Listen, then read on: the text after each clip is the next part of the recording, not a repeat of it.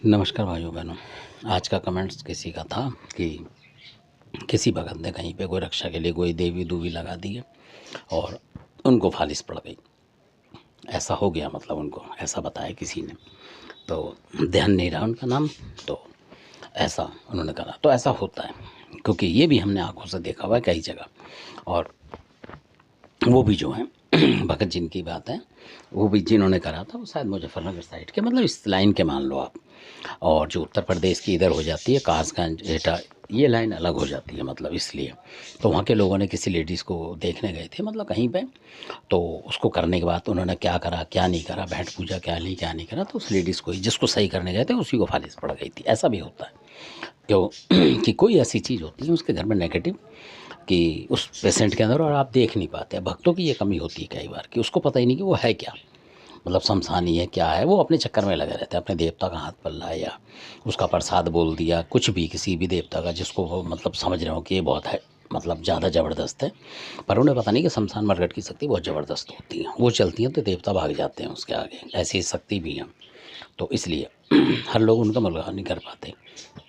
ऐसे ही अगर भगत ने कोई चीज़ कहीं लगा दी और वहाँ भी इसी तरीके की चीज़ उसके अंदर उखड़ी बैठी हुई है, तो जैसे ही वो देवता जाएगा उस पे हमला करने के लिए, क्योंकि वो भेजेगा उसको अपने तरीके से कि मैं तेरी रक्षा में लगा रहा हूँ, तो जब वो लड़ने सी जाएगी उस घर में, और वो जो बैठा होगा तैयार, और हो सकता है वो एक दो चार, और वो ऐसे ही तुरंत तुरंत दान महाकल्याण करते हैं। वो चीज़ें जो कि हमने खुद आंखों से देखी हुई है, इसलिए बता रहा हूँ।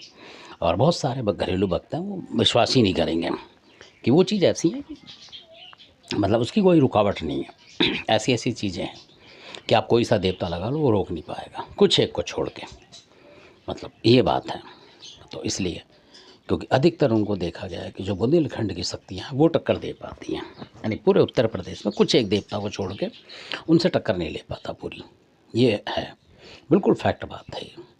तो धन्यवाद, आपने सुना। तो इसलिए हो जाता है कि आपको पता नहीं हो क्या सा। और कई बार ऐसा होता है कि मान लीजिए सहारनपुर साइड में कई जगह आपने इस तरफ आप देखेंगे कि कई जगह पाथरी वाली होती है, खाको होती है कई कई लोगों पे, और वो बताते नहीं, गुप्त रखते हैं। और भगत जाएगा वहाँ पे और उसको लगेगा कोई ऐसी वैसी चीज़ है, कोई नेगेटिव शक्ति है, या उसका कोई पिताजी है, और उसको नहीं पता लगेगा कि उसके धोखे में पाथरी वाली भी उसके पीछे है।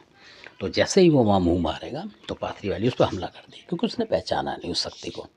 वो अपने चक्कर में लग गया और उसका देवता भी निकल के भाग गया, और वो शक्ति उसके चुपट जाएगी, तो उसको फालिस दे जाएगी। कई बार ऐसा भी होता है।